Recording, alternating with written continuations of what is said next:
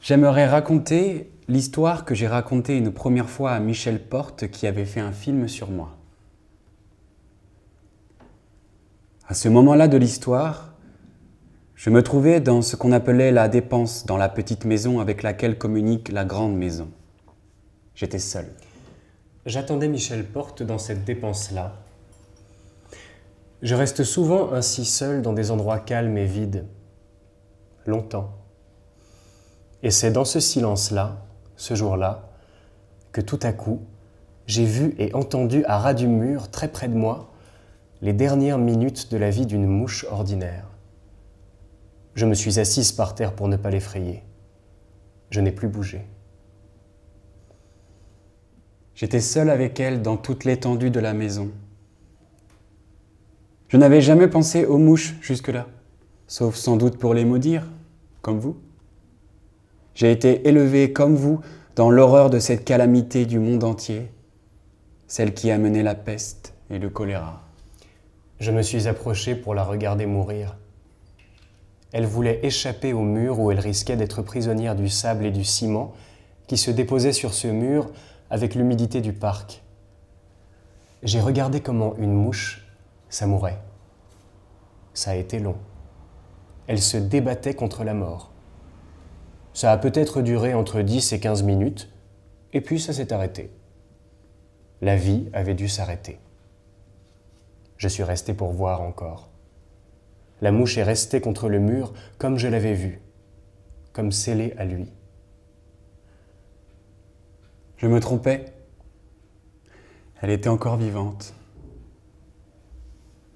Je suis encore resté là, à la regarder, dans l'espoir qu'elle allait recommencer à espérer, à vivre. Ma présence faisait cette mort plus atroce encore. Je le savais et je suis resté, pour voir. Voir comment cette mort progressivement envahirait la mouche. Et aussi essayer de voir d'où surgissait cette mort. Du dehors ou de l'épaisseur du mur ou du sol? De quelle nuit elle venait? De la terre ou du sol? De quelle nuit elle venait? De la terre ou du ciel? Des forêts proches? Ou d'un néant encore innommable, très proche peut-être? De moi peut-être qui essayais de retrouver les trajets de la mouche en train de passer dans l'éternité? Je ne sais plus la fin. Sans doute la mouche, à bout de force, est-elle tombée, que les pattes se sont décollées du mur, et qu'elle est tombée du mur. Je ne sais plus rien, sauf que je suis parti de là. Je me suis dit, tu es en train de devenir folle, et je suis parti de là. Quand Michel Porte est arrivé, Je lui ai montré l'endroit et je lui ai dit qu'une mouche était morte là à 3h20. Michel Porte a ri beaucoup. Elle a eu un fou rire. Elle avait raison. Je lui ai souri pour que cette histoire finisse. Mais non, elle a encore ri. Et moi, quand je vous la raconte comme ça, dans la vérité, Dans ma vérité, c'est ce que je viens de vous dire. Ce qui a été vécu entre la mouche et moi et qui ne se prête pas encore à rire. la mort d'une mouche, c'est la mort. C'est la mort en marche vers une certaine fin du monde, qui étend le champ du sommeil dernier. On voit mourir un chien, on voit mourir un cheval, et on dit quelque chose, par exemple. Pauvre bête.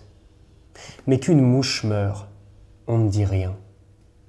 On ne consigne pas. Rien. Maintenant, c'est récit.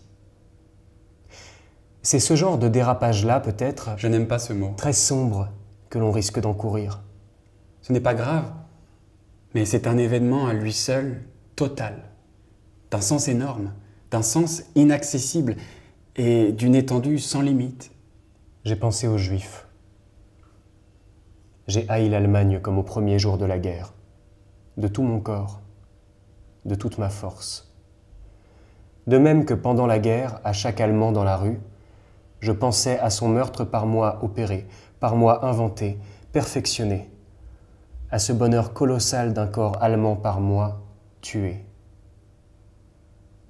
C'est bien aussi, si les cris amènent à ça, à cette mouche-là, en agonie. Je veux dire, écrire l'épouvante d'écrire. L'heure exacte de la mort, consignée, la rendait déjà inaccessible.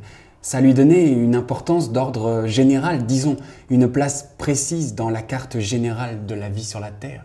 Cette précision de l'heure à laquelle elle était morte faisait que la mouche avait eu des funérailles secrètes. 20 ans après sa mort, la preuve en est faite ici. On parle d'elle encore.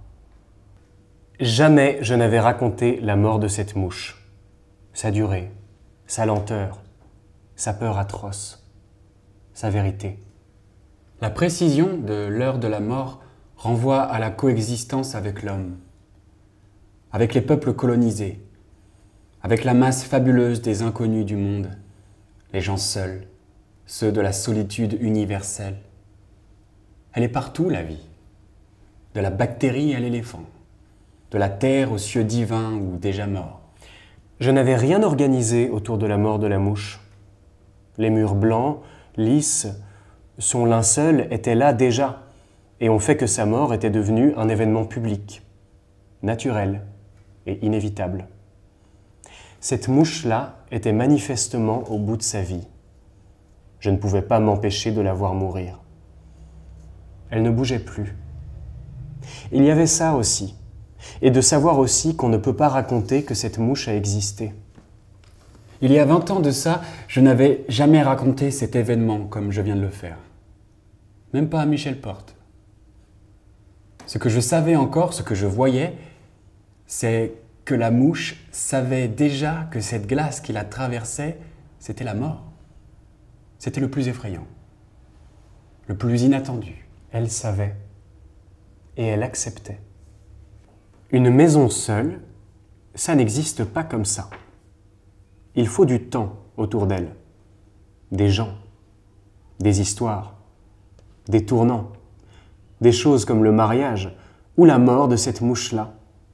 La mort banale. Celle de l'unité et du nombre à la fois. La mort planétaire, prolétaire. Celle par les guerres, ces montagnes des guerres de la terre.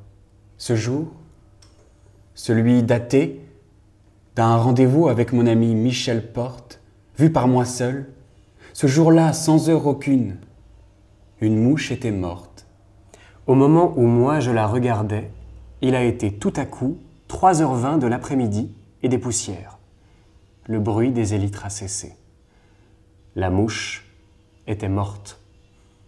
Cette reine, noire et bleue, celle-là, celle que j'avais vue, moi, elle était morte.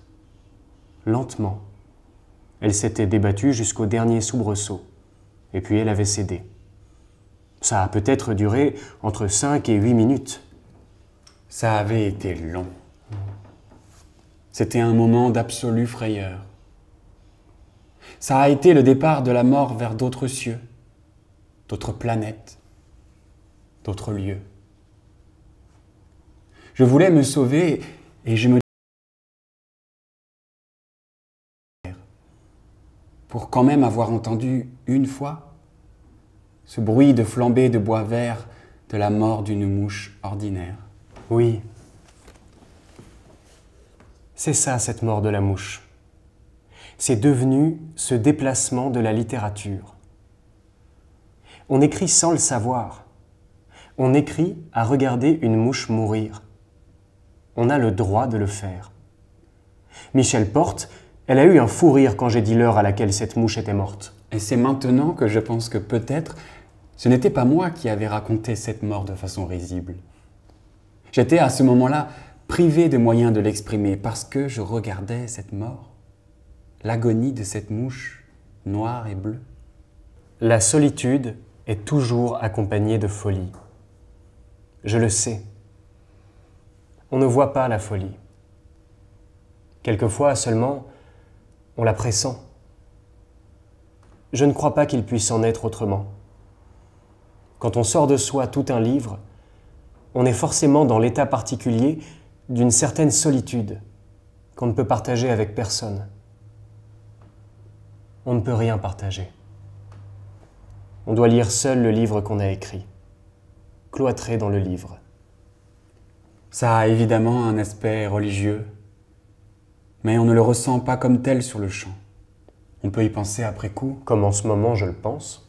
en raison de quelque chose qui serait la vie, par exemple, ou d'une solution à la vie du livre, de la parole, des cris, des hurlements sourds, silencieusement terribles de tous les peuples du monde. Autour de nous, tout écrit. C'est ça qu'il faut arriver à percevoir. Tout écrit. La mouche, elle écrit. Sur les murs, elle a beaucoup écrit dans la lumière de la grande salle, réfractée par le temps. Elle pourra tenir dans une page entière l'écriture de la mouche. Alors, il serait une écriture. Du moment qu'elle pourrait l'être, elle est déjà une écriture.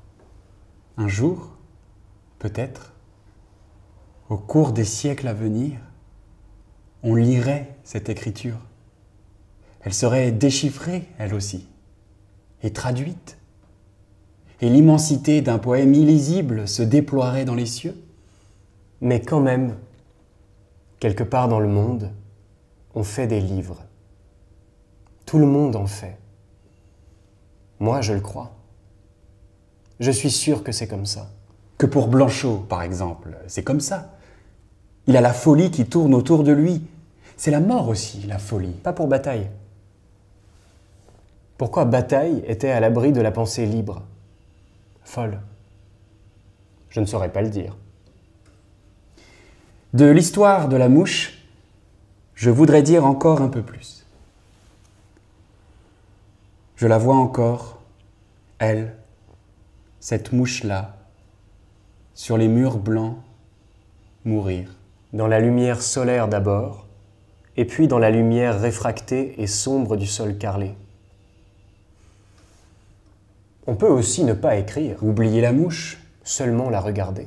voir comme à son tour, elle se débattait. D'une façon terrible et comptabilisée dans un ciel inconnu et de rien. Voilà. C'est tout.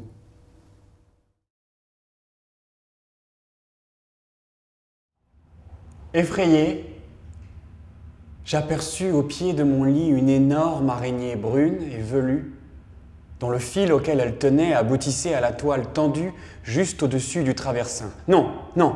m'écriai-je. « Je ne pourrais pas supporter la nuit une pareille menace au-dessus de ma tête. Tu es là, tu es là !» Et je dis ceci avec toute la répugnance que je ressentais de le faire moi-même, dans le rêve comme à l'état de veille. Je me réveillai à ce moment-là, mais je me réveillai dans le rêve qui continua. Je me trouvais à la même place au pied du lit et au moment même où je me disais « c'était un rêve », j'aperçus, tout en la cherchant involontairement des yeux, j'aperçus comme étalée sur un tas de terre et de débris d'assiettes ou de petites pierres plates, une araignée jaune, jaune ivoire, bien plus monstrueuse que la première, mais lisse et comme couverte d'écailles lisses et jaunes et ayant de longues pattes minces et lisses et dures d'apparence comme des os. Terrorisé, je vis la main de mon ami s'avancer et toucher les écailles de l'araignée. Elle n'éprouvait apparemment ni peur ni surprise. En criant, j'éloignai sa main et, comme dans le rêve, je demandais de tuer la bête. Une personne que je n'avais pas encore aperçue l'écrasa avec un long bâton ou une pelle, elle frappait à grands coups violents et, les yeux détournés, j'entendais les écailles craquer et l'étrange bruit des parties molles écrasées. Seulement, après, en regardant les débris de l'araignée rassemblés sur une assiette, je lus un nom écrit à l'encre très clairement sur une des écailles. C'était le nom de cette espèce d'arachnide, nom que je ne saurais plus dire, que j'ai oublié, je ne vois plus que les lettres, détachées, la couleur noire de l'encre sur le jaune ivoire, des lettres comme on en voit dans les musées sur les pierres, sur les coquillages. De toute évidence, je venais de faire tuer un spécimen rare appartenant à la collection des amis chez lesquels j'habitais à ce moment-là.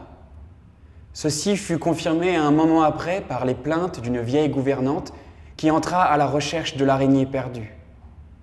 Ma première intention fut de lui dire ce qui s'était passé, mais j'en vis les désagréments, la mauvaise humeur à mon égard de la part de mes hôtes. J'aurais dû voir qu'il s'agissait d'une bête rare, en lire le nom, les prévenir et non pas la tuer. Et je décidai de n'en rien dire, de feindre de tout ignorer et de cacher les débris. Je sortis dans le parc avec l'assiette, Je le traversais prenant bien garde de n'être pas vu.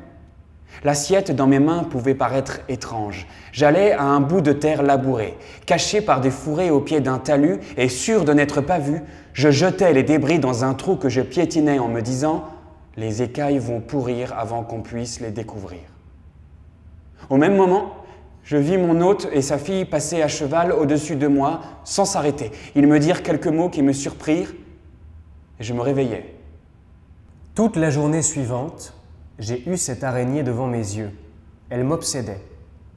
La veille, tard dans la nuit, je m'étais aperçu par des traces jaune-ivoire de pus sur une feuille blanche et glacée que j'avais la maladie à laquelle je m'attendais depuis quelques jours.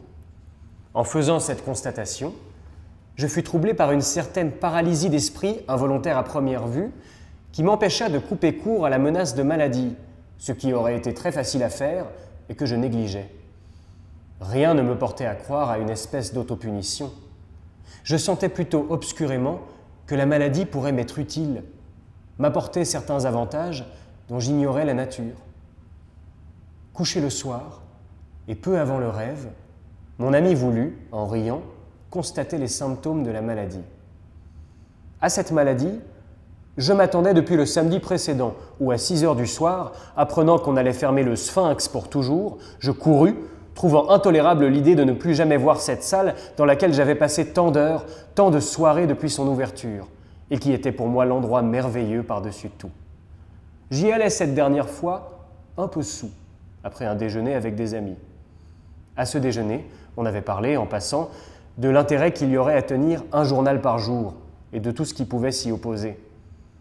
Mon désir immédiat, et inattendu pour moi, fut de commencer tout de suite ce journal, en partant du moment même où nous nous trouvions, et à ce propos, Skira me demanda d'écrire pour ce numéro de Labyrinthe l'histoire de la mort de T que je lui avais racontée quelque temps auparavant. Je promis de le faire sans en discerner très clairement la possibilité de réalisation. Mais depuis le rêve, depuis la maladie qui me ramène à ce déjeuner, la mort de T redevient pour moi actuelle. Cet après-midi, en revenant de chez le médecin, je me demandais si la seule coïncidence dans le temps de cette demande de Skira et de la visite au Sphinx avec ses suites suffisait pour m'imposer le souvenir de la mort de T, pour me donner aujourd'hui le désir de l'écrire. Je dois dire ici qu'en sortant de la pharmacie, les tubes de thiazomide dans la main, la première chose qui frappa mon regard sur le seuil même de la pharmacie avenue Junot, à 2 pas de la maison de mon médecin, fut l'enseigne d'un petit café en face. Au rêve. En marchant, je revis T, les jours avant sa mort, dans la chambre contiguë à la mienne, dans le petit pavillon au fond du jardin vaguement délabré où nous habitions. Je le revis, au fond de son lit, immobile, la peau jaune ivoire, ramassée sur lui-même et déjà étrangement loin. Et je le revis peu après, à 3 heures du matin, mort. Les membres d'une maigreur squelettique, projetés, écartés, abandonnés loin du corps, un énorme ventre boursouflé, la tête jetée en arrière, la bouche ouverte. Jamais aucun cadavre ne m'avait semblé si nul. Débris misérable à jeter comme le cadavre d'un chat dans une ornière. Immobile debout devant le lit, je regardais cette tête devenue objet, petite boîte, mesurable, insignifiante. À ce moment-là, une mouche s'approcha du trou noir de la bouche et lentement est disparue. J'aidais à habiller T le mieux possible, comme s'il devait se présenter devant une grande société brillante, à une fête peut-être, ou comme s'il devait partir pour un grand voyage, en soulevant, baissant, déplaçant la tête comme un objet quelconque. Je lui mis une cravate. Il était étrangement habillé, tout semblait usuel, naturel, mais la chemise était cousue au col. Il n'avait ni ceinture, ni bretelles, et pas de souliers. Nous le couvrîmes avec un drap et je retournai travailler jusqu'au matin. En entrant dans ma chambre la nuit suivante, je m'aperçus que, par un curieux hasard, il n'y avait pas de lumière. A, invisible dans le lit, dormait.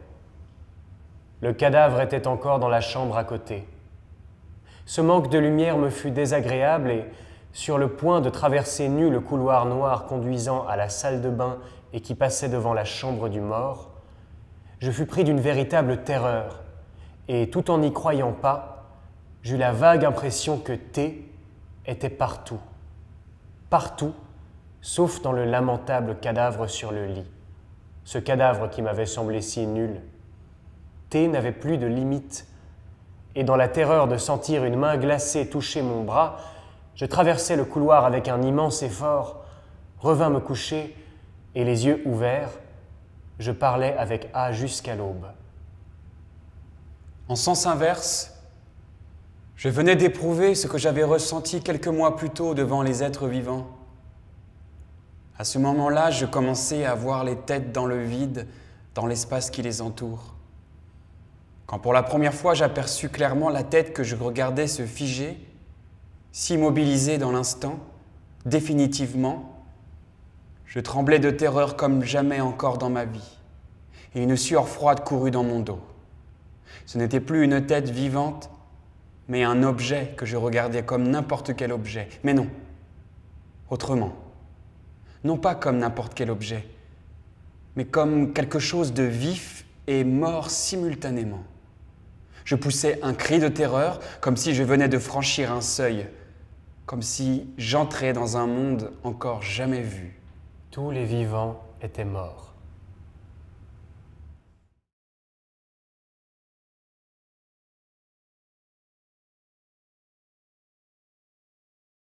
Patte à patte sur la paroi vitrée, la mouche va, cherchant la fissure de son propre reflet que ses yeux à facettes, sensibles comme la rosée, lui renvoient en mille mosaïques.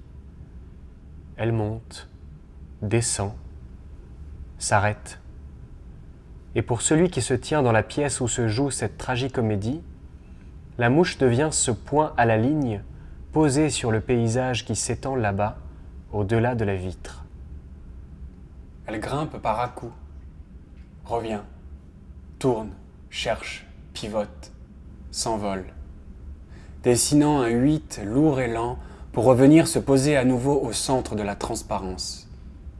Incapable de faire autrement et, faute de mieux, déverse çà et là sa salive qu'elle aspire avec l'espoir de saper, faire fondre la surface de ce rien contre lequel se fracasse sans cesse son envol. Elle défèque, elle avance et recommence. Tristesse de la mouche prise au défaut de la vitre. Devenu entêtement, obstination, il serait présomptueux néanmoins d'affirmer qu'elle ne peut pas comprendre, présomptueux de poser sur elle un jugement et de railler sa volonté obsessionnelle de chercher une ouverture qui n'existe pas. Car heureux ceux qui, de leur vie, ne se sont jamais obstinés contre la paroi de la perte. Heureux sont ceux qui, de leur vie, n'ont jamais heurté les réalités qui laissent voir le ciel et l'horizon tout en interdisant, en empêchant le passage. Heureux ceux qui, de leur vie, n'ont jamais été mouches. Où sont-ils, ceux-là? De tels êtres existent-ils seulement? Car qui, semblable à la mouche, ne s'entête? Qui ne s'aveugle? Qui ne fait pas sienne les pensées de l'insecte? Qu'est-ce qui m'empêche et que je ne vois pas? Rien n'est là, pourtant je sens quelque chose. Mais ce que je sens ne coïncide pas avec ce que je vois. Et faisant confiance à ce que je vois, je m'entête, sans cesser de me cogner contre cet impossible obstacle. Et contre la vitre de leur réalité, là où la mouche humblement déverse sa salive pour faire fondre l'obstacle, l'humain, lui, déverse sa parole. Tu ne peux pas me quitter. C'est impossible. On va continuer. On va vivre. Je sais que tu m'aimes toujours. Cesse de dire que tu t'en vas, de parler d'une vie autre, sans moi, sans nous. Il y a encore l'amour, Il y a une échappée, une perspective, une trouée, le ciel qui nous attend. Il n'y a pas de vitre. Il n'y a pas de vitre. Qui ne s'obstine à rater le coche? Qui ne persiste à aller vers la lumière des désirs quand bien même il n'y a plus de chemin? Qui ne s'acharne à vouloir ressusciter les morts? Qui ne bute encore et encore à la paroi invisible, celle qui rend inaudible toute parole bienveillante? Arrête. Il ne t'aime plus. Profite de l'occasion que le désespoir t'offre et change de vie. Quitte tout. Ce travail que tu exècres. Et cesse de ressasser le passé. Comment entendre la voix des dieux? Eux qui ne cessent, à travers la pluie, à travers les arbres, à travers la beauté des visages, à travers les nuits d'orage, dans l'interstice des éclairs jaunâtres fracassant les flots, à travers la joie des repas entre amis, à travers les marches solitaires, mais aussi à travers la perfection de la mort, de nous répéter, n'ayant de cesse de s'égosiller à nos oreilles. Éloigne-toi du cadre invisible de la vitre sans t'effrayer de perdre la lumière, et ne perds pas espoir, malgré la présence des murs dont tu devras longer l'interminable surface. Ne laisse pas le doute te gagner, ne reviens pas en arrière, traverse l'étendue obscure et rends-toi jusqu'à l'extrémité de ces surfaces opaques. Tu y trouveras une ouverture que tu ne soupçonnes pas, une porte entr'ouverte ou une fenêtre entrebâillée qui te conduira vers des vergers qui n'attendent que toi. Cette vitre contre laquelle tu t'acharnes, en cet instant de ton existence, ne sera plus qu'un mauvais souvenir. Risque. Engage-toi. Arrache-toi à ce qui te rassure et te perd. Il y a d'autres transparences, comme il peut y avoir d'autres nord, d'autres sud, d'autres est et d'autres ouest. Il y a d'autres Amazonies où sans mot de passe, il te sera possible d'accéder au jardin où fleurissent les horizons. Joue le tout pour le tout. La police aux frontières est montée dans le train. Tous les clandestins qui ont tenté de fuir ou de se défendre ont été interceptés. Sauf lui. Sauf celui-là. Toujours assis parmi les voyageurs réguliers. Tentant de conserver son calme, il s'est mis à lire comme si de rien n'était. Un roman qu'il avait là, dans son sac, ou qu'il a trouvé sur le siège d'à côté. Lui qui a voyagé dans les cales des bateaux, tapi parmi les rats, et qui est presque au terme de son voyage, sait qu'il ne pourra pas se remettre d'un échec supplémentaire après avoir déjà été, par 2 fois, refoulé à la frontière. Il le sait. Il se le murmure. Cette fois-ci, je ne survivrai pas. Le policier passe et repasse. Il s'arrête au milieu de l'allée du wagon et scrute l'ensemble des voyageurs. Il le regarde. Lui, avec indifférence, lève les yeux et fixe le policier comme celui qui ne craint rien, qui regarde parce qu'il se sent regardé, puis, sans prêter davantage attention, il se replonge dans la lecture de son roman, féminin du moins, imprimant à ses yeux un mouvement de gauche à droite, alors qu'en vérité, aucune lettre ne parvient à sa conscience. Il est devenu masque miroitant, tendu au visage du policier pour que celui-ci, se voyant lui-même lisant, devienne à son insu la mouche agglutinée contre la vitre des apparences. Un clandestin ne lit pas tranquillement lorsque tant d'autres se font arrêter. Et ce jeune homme n'a-t-il pas l'air d'un être qui a sa vie bien à lui? Le policier s'en va. Le train redémarre et passe la frontière. Lui se met à trembler. Il embrasse le livre et réalise seulement qu'il est écrit dans une langue étrangère. Sauvé par un livre incompréhensible, mais dont le cadre, dessiné par la couverture rigide, est devenu la fenêtre ouverte par où la mouche aux ailes merveilleuses a gagné sa liberté. Toute chose naît d'un sacrifice, qui eut lieu en quelques obscurités. L'aube surgit de la nuit suite à un sacrifice nocturne. Le corps rond du soleil est alors le fruit de ce sacrifice. Ce soleil qui chauffe la vitre, cette vitre qui s'ouvre au regard de l'enfant lorsque, défait devant le devoir de connaissance qui s'abat sur lui au tableau des obscurités scolaires, il s'échappe vers le lointain, vers les vacances prochaines, vers le fantasme d'une solitude merveilleuse. Moi, lorsque je serai grand, je voudrais marcher longtemps sans jamais m'arrêter. Et dès lors, se figurer un chemin chaud au soleil de midi, longeant la falaise qui surplombe la mer. Être un adulte, dans les pas de sa propre enfance, marchant pas à pas, jusqu'au dernier des pas, sans vitre, sans cauchemar, sans politesse, sans nécessité des vies apprivoisées, carton plié, scotché, carton à défaire et vie à monter et construire en suivant la notice explicative, sur laquelle des dessins clairs et enfantins montrent où vissait tel vis, où clouait tel clou, où enfonçait telle charnière, où plantait tel couteau, pour assassiner quel rêve, mettre fin à quel enchantement. L'enfance. Mouche à la vitre des morales. Rentrer à la maison. Ulysse, fils de Laërte, revenant chez lui, ouvrant les grandes portes de ce qui lui servait jadis, avant la guerre, de lieu de méditation. Lieu clos depuis son départ et qu'aucun mortel n'osa jamais approcher par crainte de voir Athéna, la déesse à tête de chouette, qui aimait tant le grand marin, tourner vers eux son regard fauve à prunelle rose, qu'elle n'ouvre sa bouche où tourbillonnent les mouches bleues, jaunes et ambres, qu'elle ne les crache en nuages de pluie laiteuse, enduisant, maudissant à jamais leur vie. Ulysse, aveugle, ouvrant les portes de cette pièce aux fenêtres larges, aux vitres pures.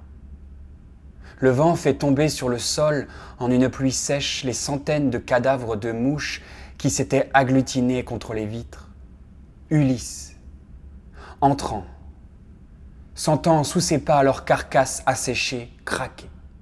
Ulysse, tombant à genoux, pleurant la mort des insectes broyés par la chaleur des vitres toutes ces années durant, les rassemblant le jour durant, les recueillant toutes à l'intérieur d'une grande jarre creusée dans une pierre noire, puis, faisant un feu dans l'antre, Ulysse redonne leurs cadavres à la lumière du jour et à la poussière de la terre, pleurant en eux les guerriers laissés au rivage des barbares, là-bas où tant de héros furent défaits, tant de héros, et tant de compagnons, tant d'êtres enchantés, tant d'êtres au regard tranchant, à jamais retranchés du temps.